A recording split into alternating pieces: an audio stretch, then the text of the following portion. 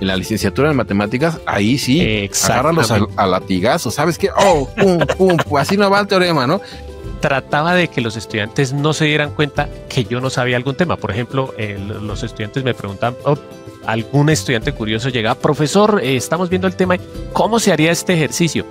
Muy poca gente que sabe que yo no inicié con un canal de matemáticas, sino antes de ese yo llevaba como ya más o menos unos 3 o 4 años con un canal en el que enseñaba cosas de tecnología, de cómo descargar cosas del computador, de cómo pasar archivos del computador al celular, esas cositas. Sí, generalmente lo que decía usted al comienzo, casi siempre es como lo mismo, ¿no? Le pregunta, ¿qué hizo? ¿Cómo empezó el canal?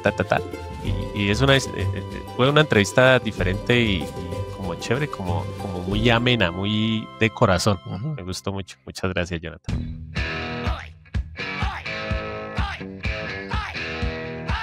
Saludarlo desde México hasta Colombia, el profe Alexander. Yo creo que ya en este mundo de la educación en matemáticas sería muy difícil que una persona que haya visto un video o haya buscado alguna clase en matemáticas no lo conozca, o quizá al menos conozca esa manga blanca de esa camisa que tiene su nombre bordado o simplemente era blanca. Un gusto, profe, saludarlo. ¿Cómo se encuentra? Muchas gracias, Jonathan, por la invitación. Me encuentro súper feliz porque le cuento que lo admiro un montón. Pues obviamente el conocimiento que ustedes tienen, los matemáticos en matemáticas, a uno como profesor le dicen, muchas veces a uno como profesor le dicen, usted es matemático. Y yo siempre digo, no, yo no soy matemático. Yo soy profesor de matemáticas porque los conocimientos que tienen los matemáticos es de admirar. Por lo menos para uno. Sí, son como diferentes áreas. El gran problema que tenemos los matemáticos es que sí, nos meten en la cabeza todas las matemáticas, pum, pum, pum, y a la fuerza y a la mala, pa. Los maestros te agarran como si fueras un embudo y teorema tras teorema tras teorema, y salimos y de repente queremos dar clases y no sabemos dar clases. Y muchos tenemos ese impedimento. Ese impedimento porque uno dice, yo tengo los mejores conocimientos y hago esto, y llegas a un salón de clases, nadie te entendió lo que estás hablando. Tenemos esa dificultad que yo creo que como profesor de matemáticas, ahí sí les enseñan a dar clases y muy bonito, las teorías de aprendizaje, y muchas veces los matemáticos tienen ese error de que se quieren dedicar a dar clases y no estudian pedagogía. No estudian las teorías del aprendizaje, no tratan de aterrizar todos los conceptos, ¿no? Desde Piaget, Vygotsky, que quizás son teorías muy, muy lejanas, pero que de alguna forma puedes agarrar algo y aplicárselo a tus alumnos. Eso también es la grandeza de los profesores de matemáticas o que estudian educación, que tienen esa muy bonita forma de enseñar, que se nota, ¿no? En toda esa trayectoria que lleva aquí siendo edutuber, ya quizá como creador de contenido, porque pues ya el término de youtuber, pues en diferentes plataformas uno se da a conocer, saca sus videos en todos lados, y sobre todo que ha ayudado a muchas personas a aprobar estas asignaturas de matemáticas. Y parte de esta, digamos, entrevista no es para conocer al profe Alex, es para conocer a Alexander, la persona que está detrás de esa manga mítica que nos ha enseñado matemáticas a millones, y ya no puedo decir millones y millones de personas. Pues sí, muchas gracias, Jonathan.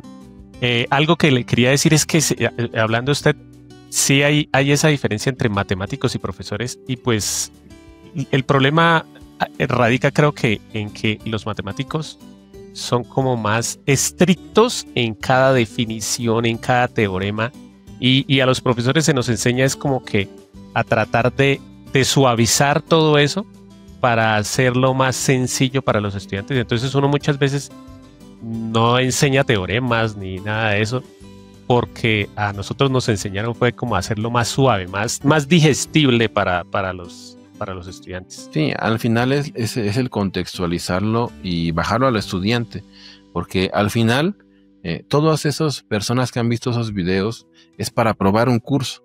No van a ser matemáticos, o sea, no van a hacer, y luego eso es lo que nos cuesta a nosotros, que en las clases de matemáticas que damos, obviamente si das clases en la universidad, en la licenciatura en matemáticas, ahí sí, agárralos a latigazos, ¿sabes qué? Oh, pum, pum, así no va el teorema, ¿no?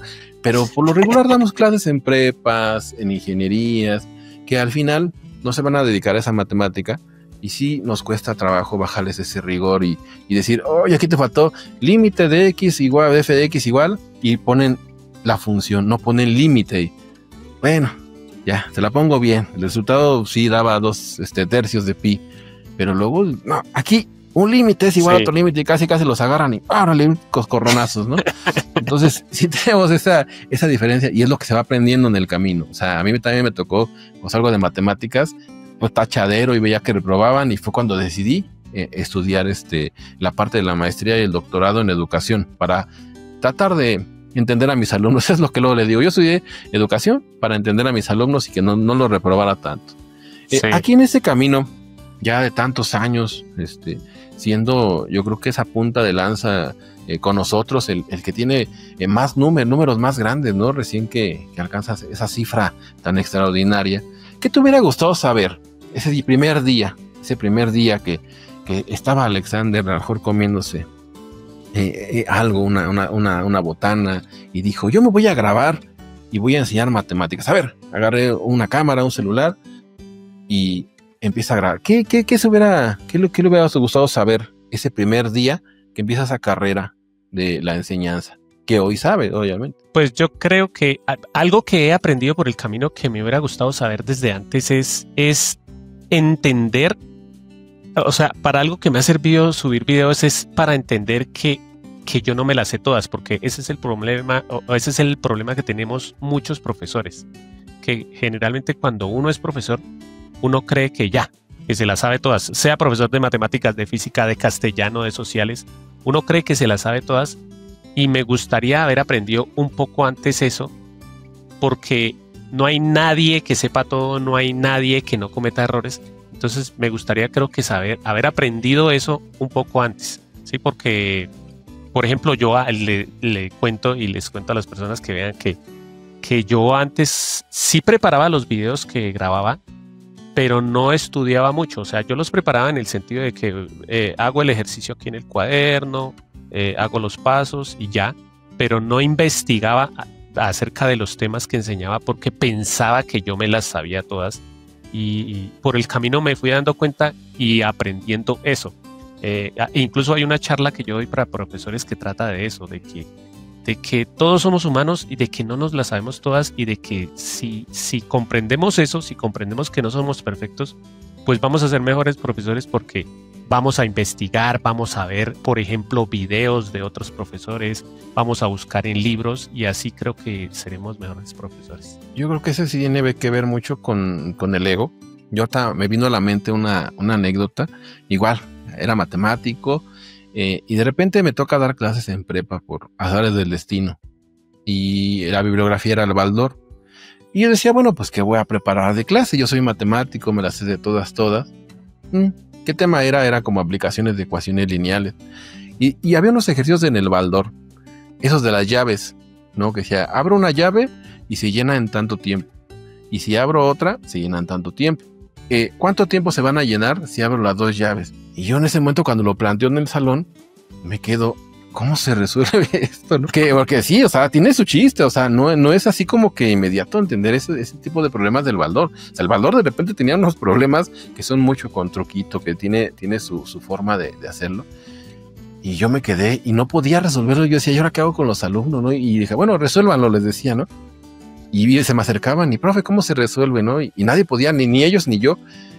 Y ya dije, bueno, se los dejo de tarea para que lo estudien, me refuercen el tema y vamos a avanzar ahora con el siguiente, ¿no?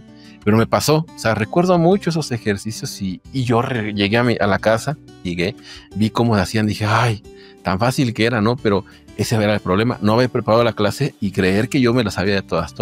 Y ya nunca me volvió a pasar, siempre que tenía algún tema que revisar, veía, es esto cómo se hace, y ya le daba yo una antes de pasar a eso. Y eso luego nos cuesta mucho a los profesores, sobre todo los que dan cálculo, llevan como 30 años dando cálculo y ya sienten que se saben todas y de repente les cambia uno los ejercicios y ahí los pone uno y hasta se enoja, ¿no? Se enoja con los estudiantes de que lo cuestionan demasiado. Aquí en ese aprendizaje, porque yo creo que es un camino de aprendizaje que hemos llevado tanto tiempo, sí se prepara, sí tienen que preparar los videos, ya en la cámara pues uno se equivoca y sí, a todos nos ha pasado que a mitad del video, híjole, está mal el ejercicio. cortamos y lo resolví mal. Son los errores, pero ya más allá y se aprende mucho de los errores. Aquí en la segunda pregunta sería, bueno, ¿usted cuál considera que es su mayor error? Quizá a lo mejor no de esa carrera de youtuber, sino una carrera desde profesional, como profesor de matemáticas, tanto de forma presencial, o sea, con alumnos, a ser el profesor de millones de personas. Yo creo que el error, o sea, vuelvo al mismo tema porque es que a mí me gusta hablar mucho del error en matemáticas y un error que yo creo que cometía mucho antes era algo de lo que usted justamente estaba comentando, porque también cuando usted estaba contando esa historia me acordé también que yo cuando empecé como profesor trataba de que los estudiantes no se dieran cuenta que yo no sabía algún tema. Por ejemplo, los estudiantes me preguntaban, algún estudiante curioso llegaba, profesor, estamos viendo el tema, ¿cómo se haría este ejercicio? Yo trataba de enmascarar las cosas para que el estudiante no supiera que yo sabía y para darme tiempo. No decía yo no sé, sino no, es que aquí de pronto hay que tomarlo. Entonces trataba de enmascarar las cosas y algo que sigo hablando de eso y me encanta hablar de eso incluso ahora en mis videos, porque ahora incluso en los videos yo también cuando me equivoco a veces más bien aprovecho ese error para explicarle a los estudiantes cómo saber que me di cuenta que había cometido un error, ¿sí? Que estoy haciendo el ejercicio y yo paro y digo, uy, esperen porque aquí hay un error, y entonces aprovecho a veces para explicarle al estudiante, miren, primero todos nos equivocamos, no le tengan miedo al error porque ese es un problema muy grande en los estudiantes y es que les da pena preguntar o les da miedo preguntar porque creen que tener un error es algo fatal y no. Y entonces me gusta ahora hacer eso, me gusta que los estudiantes vean que uno comete un error, pero también siempre les digo, es buenísimo cometer errores.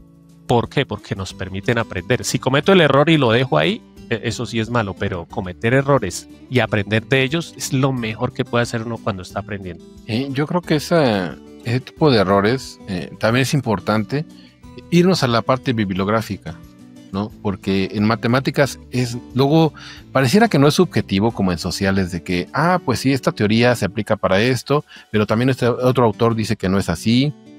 En matemáticas también sucede, por ejemplo, raíces, ¿no? Esos temas que de repente se pusieron de moda cuando empiezan estos enfrentamientos de que no, es que la raíz cúbica de no sé cuánto, que los números complejos.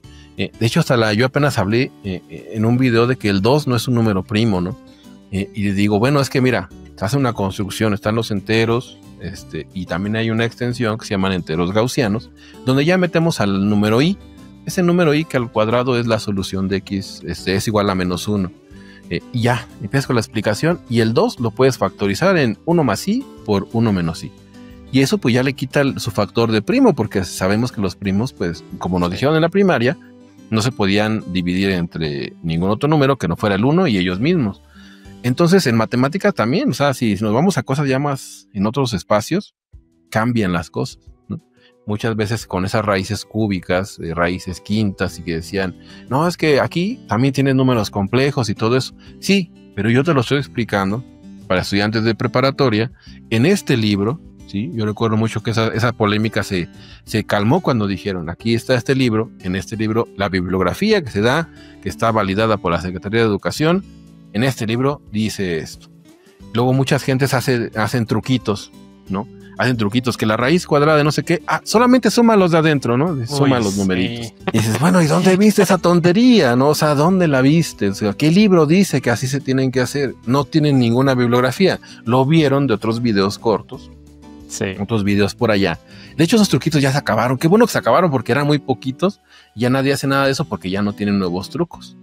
Entonces, y luego los alumnos, a mí me tocó cuando fue ese auge de los truquitos, llegaban los estudiantes a alguna cuenta que hacían y ocupaban eso. ¿Y dónde lo viste? No, en un videíto de cierta plataforma, ¿no? Esos errores, o sea, sí cuesta mucho, pero cuando nos vamos a la parte bibliográfica, yo creo que todos los que enseñamos matemáticas tenemos ese soporte de los libros que, a ver, ¿de dónde lo viste? Mira, aquí está el autor, aquí está el paper, aquí está la teoría matemática que me respalda, y ya con eso toda la gente que critica ya no tiene argumentos para contradestarnos, ¿no? Y yo creo que esa parte entraría en consejos para la gente que quiere empezar en esto.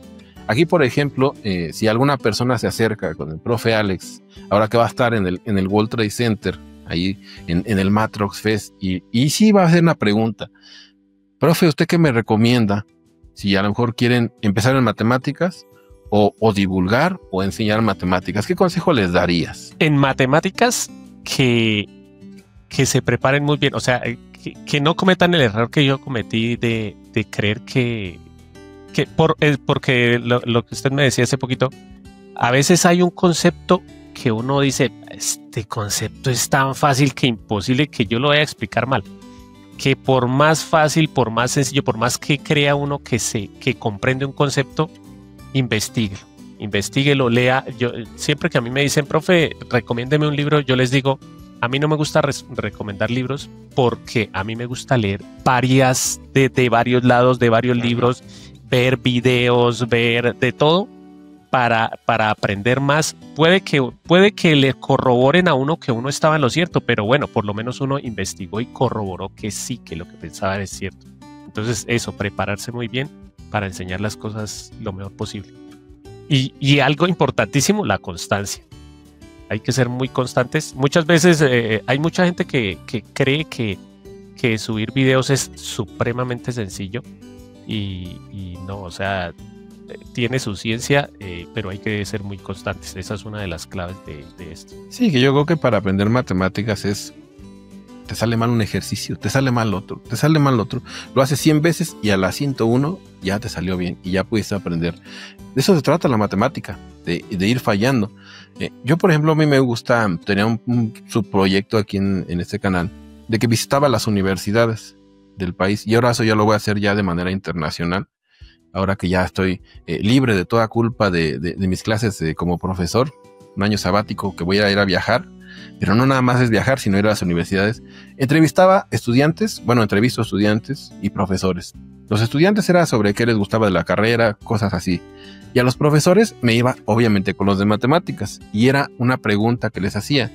Vivo le decía, ¿qué estás estudiando? Obviamente de matemáticas, ¿cuál es tu teorema favorito? Esa era una pregunta. La otra pregunta era que definieran qué es un matemático. Esa es la pregunta que los dejaba, espérame, y se tardaban, porque al final es definirse a uno mismo, es definirte qué rayos eres como matemático. Y a la tercera era que estaban haciendo de investigación actualmente, porque como son universidades, hacen investigación. Y yo luego les decía, me regresaban la pregunta, ¿no? Lo que ellos agarraban, me decían, ¿y tú, por ejemplo, que eres matemático, cómo defines un matemático? Y yo les decía que una persona que está acostumbrada a fallar y hace de los errores su forma de vivir. Porque sí, o sea, como matemático, o sea, el que demostró el teorema X, ¿cuánto tiempo se la pasó fallando? Una vida completa estar fallando. El mismo Wiles, ¿no? Que demuestra ese último teorema de Fermat, esa gran historia, a los 40 y tantos. 40 años para demostrar un teorema. En esos 40 años, ¿cuánto tiempo te gusta que estuvo falle, hasta que lo logra? Entonces, hay gente que no le sale una integral y, uy, odio las matemáticas, pobre de mí, me voy a salir de la carrera, no sirvo. O sea, se trata de eso, o sea, acostumbrarse a fallar. Y los matemáticos, yo creo que somos de los que más nos gusta y nacimos en ese fallo. Desde el primer día que estudiamos la carrera, nos aplastaron, nos enseñaron que no éramos nada, que no sabíamos nada, y fallando, y así fuimos construyendo ese camino.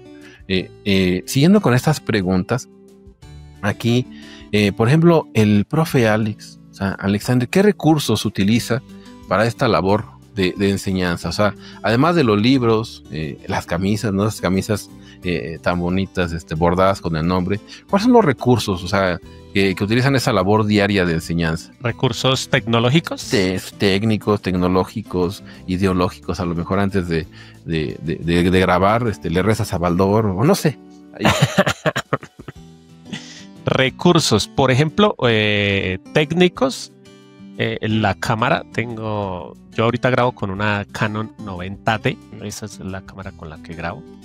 El monitor interactivo que es con el que grabo ahora los videos, el micrófono, Algo importante también a las personas que quieran iniciar es que casi que más importante que el video es el audio. Yo creo que un buen audio en un video marca la diferencia. Ahorita pues tengo en mi casa, la construí desde cero, es decir, yo mismo empecé a hacer los planos. Obviamente el arquitecto me los mostraba y yo le decía, yo quiero así, así.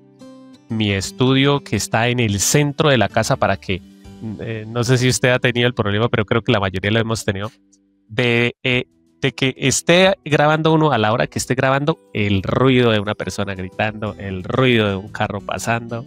Entonces yo construí la casa y el estudio quedó en el centro de la casa para que lo que esté por fuera no se escuche para nada. Cuando yo inicié, editaba los videos con Camtasia Studio.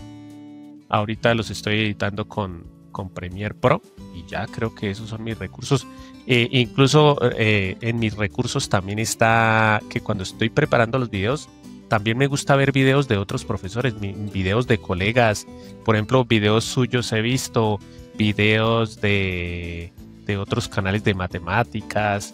Me gusta ver la forma de explicar, cómo explican, qué explican para ir cogiendo cositas de todo lado y tratar de hacerlo mejor. Ahora, por ejemplo, en esa carrera de profesor de matemáticas, ingeniero, cualquier cosa, no llevamos la parte técnica, no sabemos hacer diseño gráfico, obviamente no sabíamos manejar ninguna de esas herramientas. El proceso fue difícil, o sea, adaptarse a editar un video lo grabo, lo meto a la computadora, corto, pego, hago esto, hago aquello, escenas, mejorar el audio. ¿Ese proceso fue difícil? Difícil no creo, porque yo inicié... muy poca gente que sabe que yo no inicié con un canal de matemáticas, sino antes de ese yo llevaba como ya más o menos unos 3 o 4 años con un canal en el que enseñaba cosas de tecnología, de cómo descargar cosas del computador, de cómo pasar archivos del computador al celular, esas cositas. Y yo empecé ese canal porque a mí me encantaba aprender acerca de eso, de la edición de video. Yo nunca tomé un curso presencial ni nada por el estilo, sino lo aprendí en YouTube y me encanta. Es más, cuando yo estaba en el colegio había un programa de edición que se llamaba, no me acuerdo el primer programa que había en Windows, y a mí me encantaba editar. Entonces, como siempre me ha gustado eso, creo que no tuve problemas con eso, siempre me gustaba. Entonces creo que ahí no tuve ningún problema. Mi problema fue ya para aparecer en los videos, como la timidez, obviamente lo que creo que nos pasa a todos.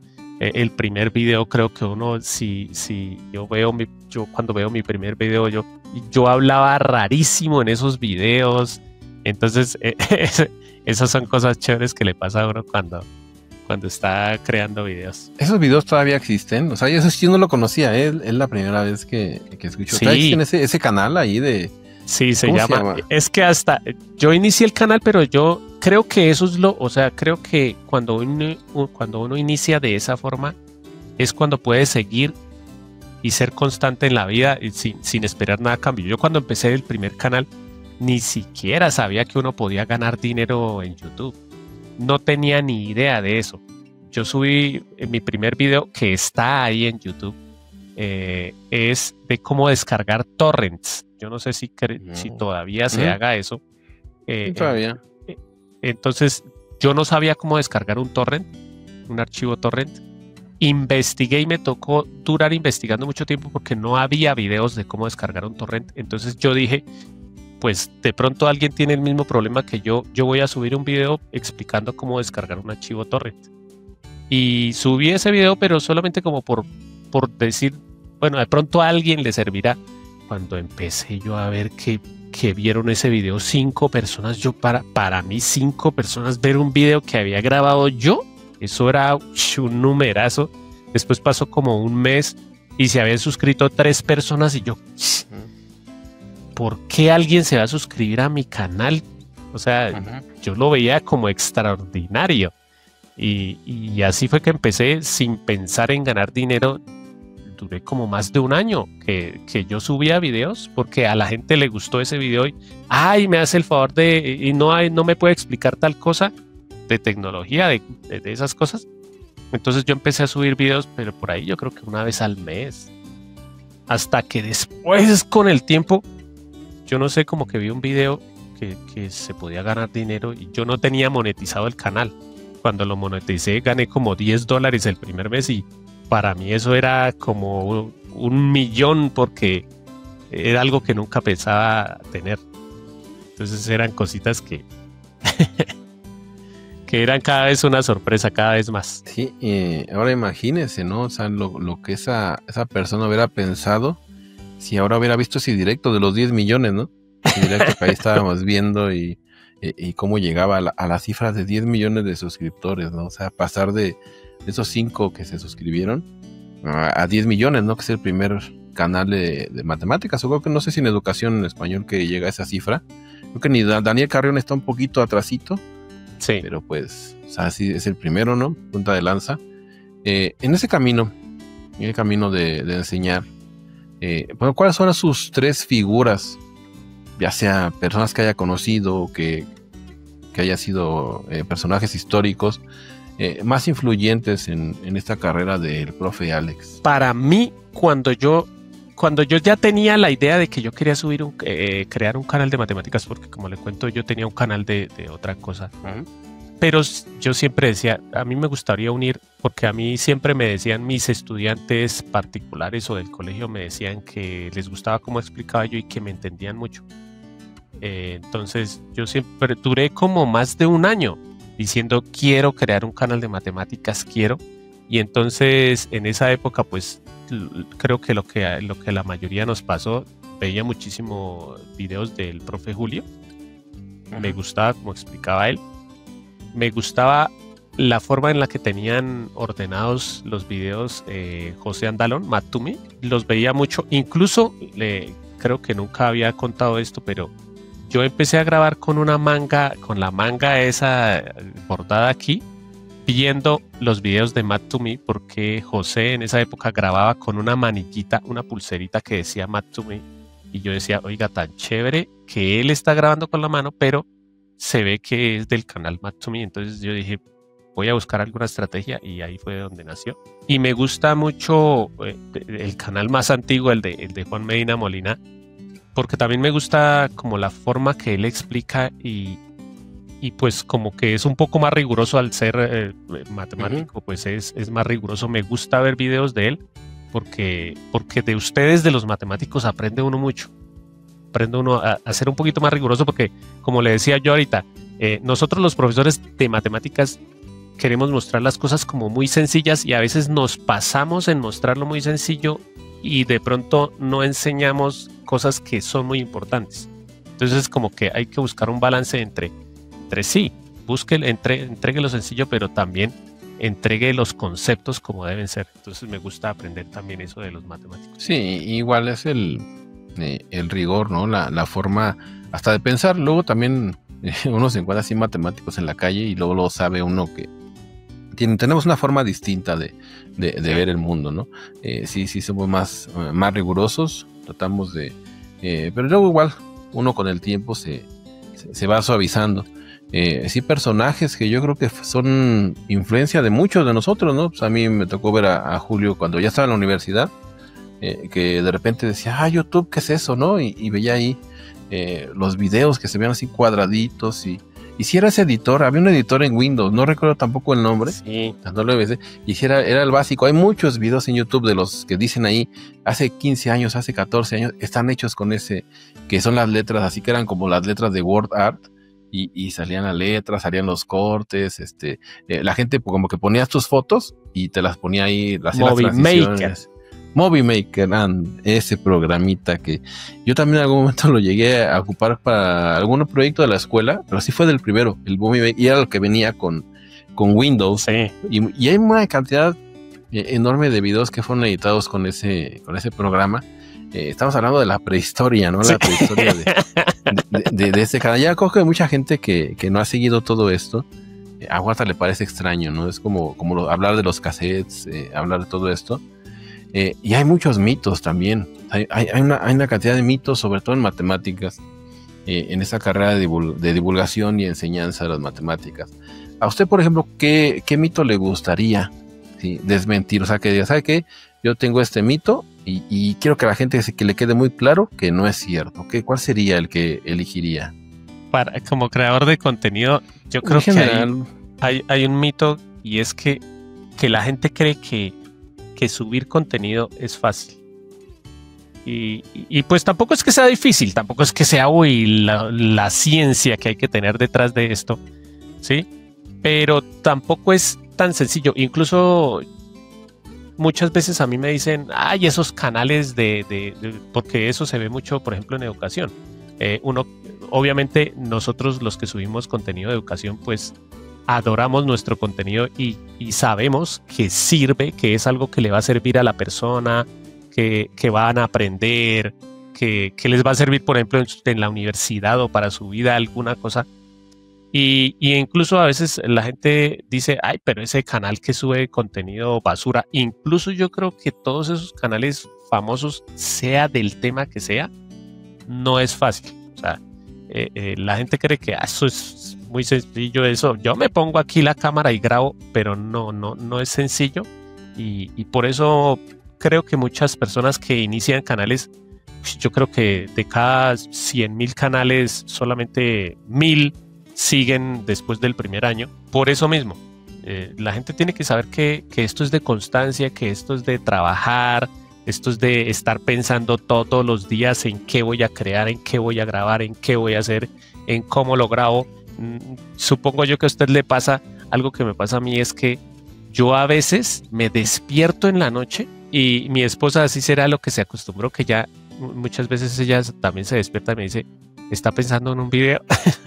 Porque a mí me pasa eso. Yo a veces sueño con cosas. Por ejemplo, a veces voy a grabar un video y como que digo, ay, ¿cómo explico este video? ¿Cómo lo empiezo? ¿Cómo lo analizando? Y muchas veces me ha pasado que en un sueño como que me llega la idea de cómo grabar ese video. Entonces no es sencillo, no es difícil, pero tampoco es tan sencillo como parece. Sí, yo creo que esas ideas que llegan en los momentos menos esperados, ¿no? Es cuando ya la mente la liberamos también de esto, porque está trabajando de manera constante, diario, y estresar el trabajo también es un arma de doble filo, ¿no? O sea, hay muchas personas que en esto de las redes, o sea, dicen, tengo que subir un video, tengo que subir esto, tengo que hacer un post, tengo que responder comentarios. Entonces, eso como que también daña la parte mental. ¿Cuántos compañeros no he visto que de repente colapsan, de que dicen, es que ya me enfermé porque mucho trabajo? O sea, eso también es malo. Hay que tener esos periodos de relajación, que es cuando llegan las ideas. O sea, de repente luego uno está viendo alguna película y dice, pues aquí puede salir algún tema, y rápido hay que anotarlo porque también se van, esas ideas llegan rápido, pero se van. Me ha pasado que de repente yo estaba haciendo alguna película y está muy bueno, y ya como que ideo la forma del video, lo que voy a decir, cómo lo abordo, qué ejemplos, y ya después no lo anoto y de repente, ¿de qué era el video? Y ya se me olvidó. Y sí me ha pasado que ha sido videos que quizá a lo mejor habían llegado a millones de vistas, pero no los grabé porque... No sé si le pasa, me pasa lo mismo, y a veces digo, no, es que esta ideota que tuve, imposible que se me olvide eso. Yo no la voy a escribir porque eso no se me olvida. Yo la tengo ahí y al día siguiente o a las horas, oiga, ¿qué era lo que está? Sí, ¿qué era lo que estaba pensando? O sea, la mente es traicionera. La mente sí es traicionera. Y en esto sí hay que escribir las cosas. O sea, estemos donde estemos, aunque no lo trabajemos, sí hay que dejar. Hay una frase que a mí me gusta mucho, de que más vale la tinta más tenue que la memoria más sagaz. O sea, que la tinta le va a ganar a la memoria más potente, ¿no? Se va a quedar ahí escrito, aunque lo escriban en una servilleta. Yo tengo ahí varias servilletas que he escrito algunas cosas que hay que hacer esto. Hay que, para el fest, hay que poner estas lonas, hay que hacer esto. Son ideas que luego de repente me llegan y escribo. O en la mano, luego también tengo mi mano rayada, ¿no? Porque no tiene uno luego donde escribir. O en el celular, ya ahora es más práctico agarrar el celular. Y todos tenemos ahí nuestro chat personal con un montón de ideas, de videos.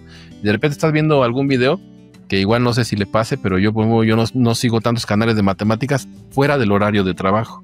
O sea, sí hay que ver para tomar ideas, pero también cuando ya uno ya está divirtiéndose, desestresándose, veo canales de videojuegos, me gustan mucho los videojuegos, veo canales de anime, de gente que habla de anime, hace reseñas de películas, y de repente pues todas esas ideas, y de repente me sale un video de alguien que hizo en Inglaterra, que alguien hizo así, está buena esa idea de ese video, y rápido lo anoto para yo también darle mi toque personal. Entonces eso es importante. Y aquí en este camino llegamos a un punto en el que le voy a plantear un ejercicio hipotético. Una máquina del tiempo, ¿no? Se la voy a mandar allá a Colombia. Llega la máquina del tiempo. Se la mando por un portal así como los de Rick y Morty. Y con esa máquina tiene un viaje al pasado y un viaje al futuro. No importa si sea en su línea de vida o en general en la línea de la historia. ¿A qué punto iría al pasado y por qué? ¿Y a qué punto iría al futuro y por qué? No necesariamente en su parte de su vida, puede ser en algún acontecimiento histórico o cataclismo, no lo sé. ¿Solo uno? Uno al pasado y uno al futuro. Y es que solo uno al pasado, es que hay tantas cosas en el pasado que a uno le gustaría conocer. Por ejemplo, todos admiramos a algún matemático, los que enseñamos o aprendemos matemáticas. Por ejemplo, a mí me gustaría conocer a Arquímedes. A mí me parece que ese man, igual la mayoría de matemáticos de la antigüedad, pucha, es que cómo hacían para idearse tantas cosas. Bueno, madre, es que son cosas admirables, inventos que han surgido que todavía los utilizamos. Entonces, pero también, por ejemplo, me gustaría viajar en el pasado, por ejemplo, a la época de Jesús, a ver cómo fue eso, qué fue lo que sucedió ahí, cómo era, qué hacían allá en esa época, cómo fue que Jesús cogió su fama, cómo fue que se dio a conocer, cómo fue eso de sus milagros que dicen. Bueno, todo eso, esa sería de pronto en el pasado. En el futuro, yo creo que en el futuro me gustaría una cortica a mis últimos días de vida para saber de qué me voy a morir, para no hacer eso. Por ejemplo, si me va a morir de que me atropelló un carro, no, entonces ya sé que ese día no tengo que pasar la calle por ahí. Esa sería la sencilla ahí en el futuro. Sí, esos puntos específicos de la historia, ¿no? O sea, historia de los matemáticos. O sea, hay unas que sí son muy increíbles, ¿no? O sea, empezando desde los griegos. Me recuerdo en una película de Indiana Jones, creo que, y sí llegaba y veía a Arquímedes y uno sí se imagina y dice, oye, ¿cómo lo hacían para idear todo esto, no? La misma escuela pitagórica. Uno a lo mejor dice, sí, pues es un triángulo que A cuadrada más B cuadrada. Sí, o sea, pero pues te lo están enseñando en la escuela, ya tiene tantos años, pero que a alguien se le haya ocurrido eso de la nada, así entender una preparación académica así de que a alguien se le ocurrió, o sea, hacer todo eso, lo de los egipcios, las ternas pitagóricas, ¿no? Que ellos ya empezaron a trabajar y vieron esa relación. Ya Newton, un joven de 19, se encierra, ¿no? En una pandemia, inventa el cálculo, descubre cómo se mueve el universo y dice uno, o sea, ¿cómo le hizo? O sea, 19 años y a mis alumnos en la pandemia ya se les había olvidado dónde quedaba la escuela, ¿no? Cuando regresamos, ya no sabían llegar a la escuela. Y ¿no? Muchos de ellos eran pobres porque no tenían medios de absolutamente nada. Sí, entonces uno dice, bueno, tuvimos una pandemia y ¿qué se hizo en la pandemia? Simplemente fue, la educación cayó todavía más bajo, ¿no? Y en ese entonces Newton se encierra y o sea, cambió el mundo, ¿no? O sea, cambia el mundo un joven de 19 años en un encierro y como dice, o sea, simplemente era con una vela, con papelitos, una pluma ahí con tinta y así revolucionaron el mundo. Ahora dentro de esta pequeña charla que ha sido muy constructiva, espero que la gente se lleve algo del profe Alex o de Alexander que está detrás de esto. De todo lo que hemos hablado, si usted fuera el que se estuviera entrevistando, que de los temas que hemos hablado, que no hemos tocado algún tema, ¿cuál sería la pregunta que se haría? O sea, que diga, mira, a mí me hubiera gustado preguntarme de esto porque quiero hablar de esto, ¿y cuál sería la respuesta? Creo que le atinó porque, o no sé si fue que le atinó o no, pero a mí me gusta de algo que ya he hablado varias veces y me gustaría más bien recalcar eso, y es hablar del error, ¿sí?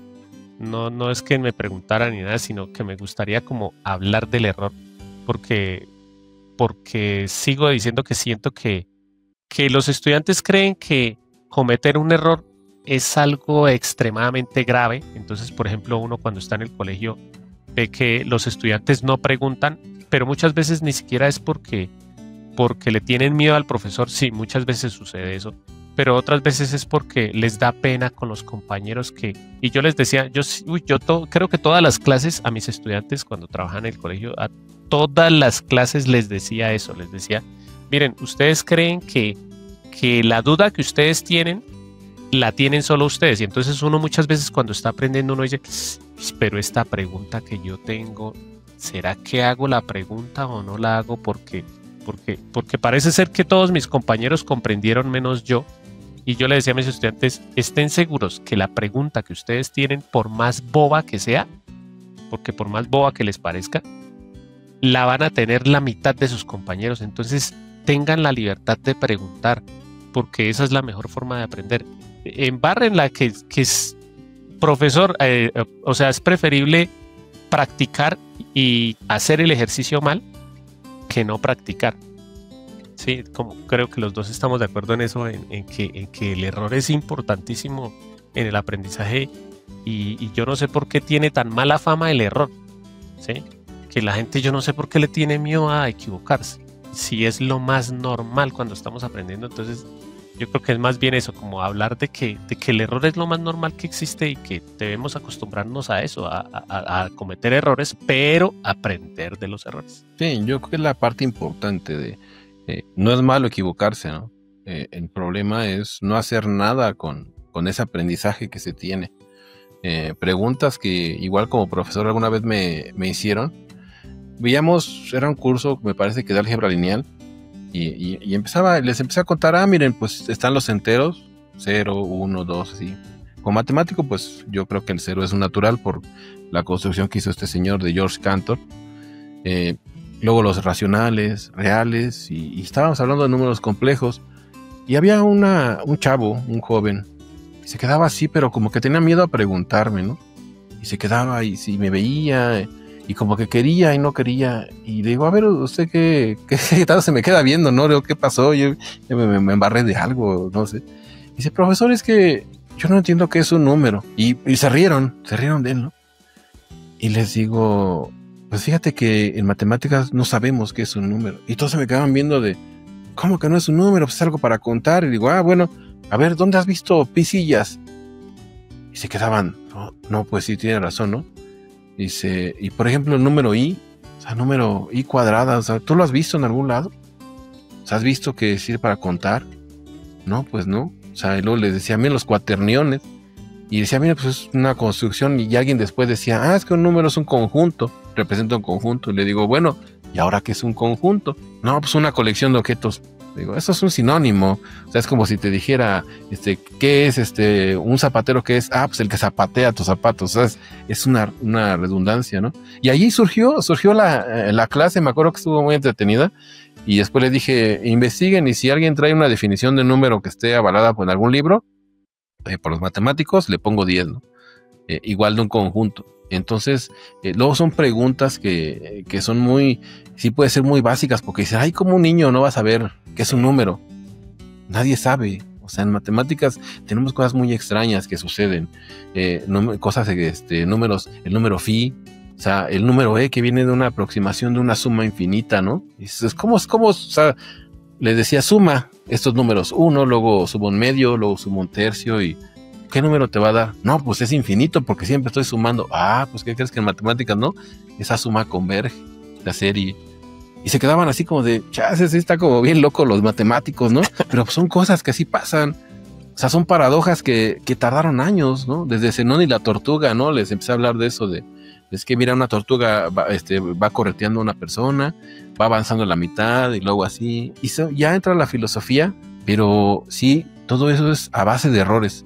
O sea, es comprender que del error se aprende mucho. Por eso la segunda pregunta de esta entrevista era ¿cuál es el mayor fracaso, el error que se considera y qué se aprendió de eso?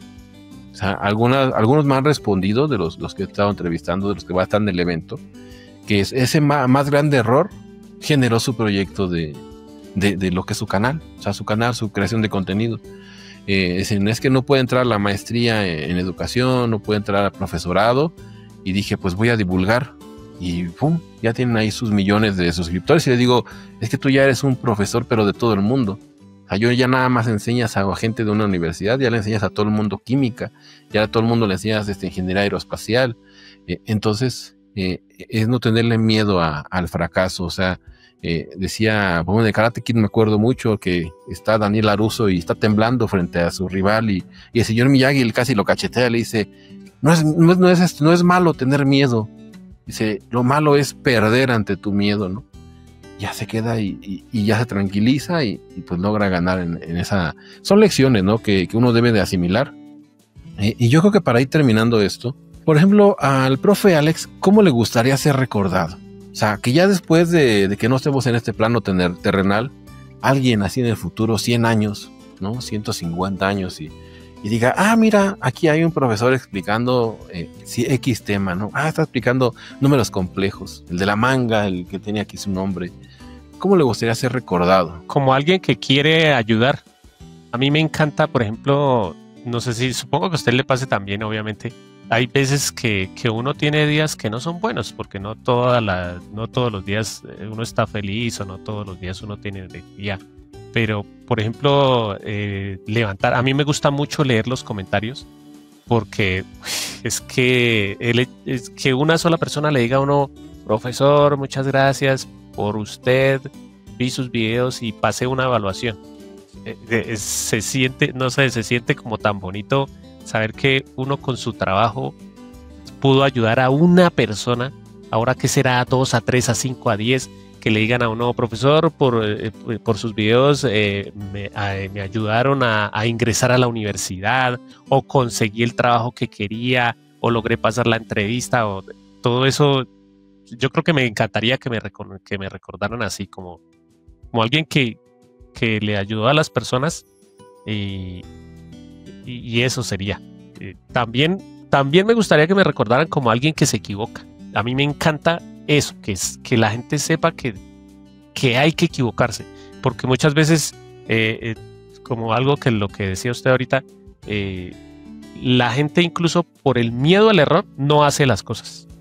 Entonces, eso sí que es malo. O sea, equivóquese 1000 veces, pero haga algo, equivóquese. En lugar de estar ahí, no hacer nada por el miedo a equivocarse, no. Entonces, esas dos cosas me gustaría que recordaran de mí. Hay que en la lápida, ¿no? Diga, sí. Profe Alex, aquel que se equivocaba, pero ayudó a millones de estudiantes a probar matemáticas. Me ericé de pensar en eso. Sí, o sea, son cosas que ya uno debe pensar. Bacanísimo. ¿Qué va a decir? Sí. Mensajes potentes, mensajes que trascienden. Y llegando a este punto final de la charla, de la entrevista personal, bueno, pues agradecerle que se haya abierto, porque al final es abrirnos, que nos conozcan de otra forma como seres humanos. Le voy a dar un post, ¿sí? La pregunta era, te doy un cartel que pueden ver millones de personas, pero vámonos a las redes sociales, porque al final de eso vivimos. Le voy a dar un post en cualquiera de sus redes, ya sea en YouTube, la que quiera, y le vamos a meter a ese post donde va a poder poner una imagen y va a poder poner un mensaje, $1,000,000 de publicidad. Entonces, quieran o no, millones de personas lo van a ver. ¿Cuál sería ese mensaje que le gustaría transmitir? Casi que de lo que he hablado en todo este tiempo, que no le tengan miedo a equivocarse. Eso. No tener miedo a equivocarse. Es que yo llevo mucho tiempo ya pensando en eso, y es que, por ejemplo, a los estudiantes les da pena preguntar por el miedo a equivocarse. Incluso uno cuando está en la calle, eso que pasa, que uno se tropezó y se cayó, y a uno le da pena sí, que la gente vea que uno se tropezó y se cayó. O que, por ejemplo, a mí varias veces me pasó porque yo soy un poquito alto, y entonces que uno iba bajando de la buseta y ¡pah!, se pegaba en la cabeza, y entonces uno, por la pena de que la gente vea que uno se equivocó porque no vio eso, entonces uno se hace el que no le dolió y sigue derecho, pero con ese dolor en la cabeza. Entonces yo creo que el miedo a equivocarse es de las cosas más malas que puede uno tener. Y es eso, o sea, aprender que sea berraco y equivóquese, pero aprenda. Entonces yo creo que yo podría poner, no le tenga miedo a equivocarse, algo así. Sí, el miedo al error, ¿no? Y en todo, no nada más en matemáticas, en la vida. Nos equivocamos, quizá a lo mejor nos equivocamos de lugar de donde vivir, las decisiones que tomamos, pero al final pues es parte de lo que nos va construyendo, nos va haciendo lo que somos actualmente, las personas que queremos ser, o quizá no somos lo que queremos ser, detenerse un momento y ver los errores, ¿no? Ver los errores que hemos cometido, y sobre eso pues ir construyendo un mejor camino con esas piedras, quitarlas y no tropezar con la misma piedra, ¿no? O sea, a lo mejor otra vez cometemos el mismo error, cometer el otro, cometeremos el mismo, pero en algún momento sí, brincar ese obstáculo, yo creo que es parte de madurar como personas, de entender de qué trata la vida, ¿no? La vida se trata de los golpes que te da y de los errores que se cometen. O sea, cuando vemos los comentarios, nos metemos, y sí, hay muchos que, si esto es gracias, que esto y aquello, pero también están los haters, ¿no? O sea, también está eso de que te critican las cosas, ¿no? Algunos se van por la parte física, y bueno, dicen, no, es que no sé qué, que esto, que feo, que ni al caso, ¿no?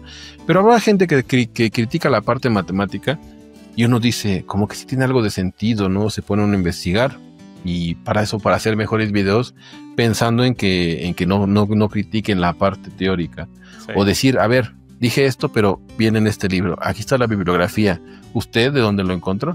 Y ahí la gente, pues ya, hasta borran sus comentarios, ¿no?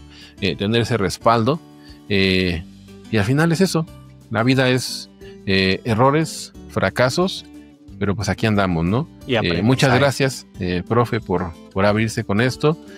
No sé si tenga algunas palabras para terminar esta bella plática que no quisiéramos que terminara, pero todo tiene un principio y un final. Nada, muchas gracias a usted, Jonathan, por la invitación. Y le cuento que es una entrevista diferente, porque sí, generalmente lo que decía usted al comienzo, casi siempre es como lo mismo, ¿no? Le pregunta, ¿qué hizo? ¿Cómo empezó el canal?